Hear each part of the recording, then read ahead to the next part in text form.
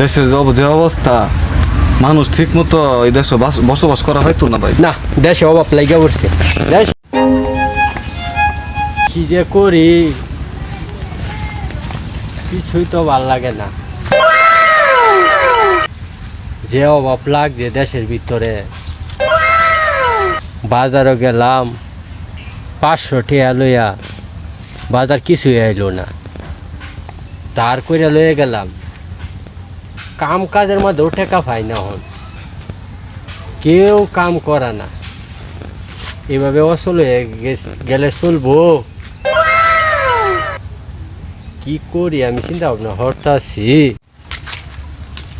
ভাই কি হইছে ভাই? ভাই কি কইবাম, দেশটার মধ্যে যে অবস্থা হইছে ভাই, 500 টাকা আমি লইয়া হলাত করিয়া বাজারে গেছি ব্যাগটা লইয়া। পেঁয়াজ হয়ে গেছে 80 টাকা কেজি, ঠিক আছে।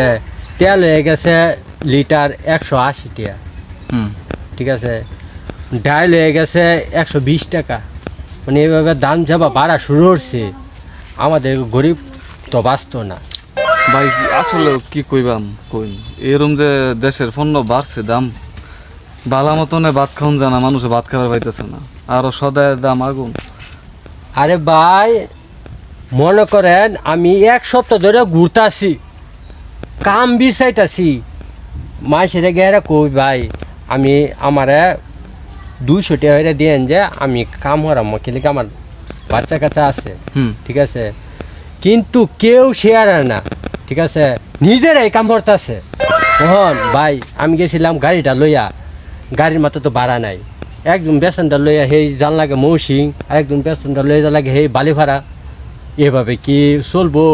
লাস্টে গিয়ে দেখি আমদামি তোলা হয় না, পরে হাওলাত করিয়া আমদামি দেই।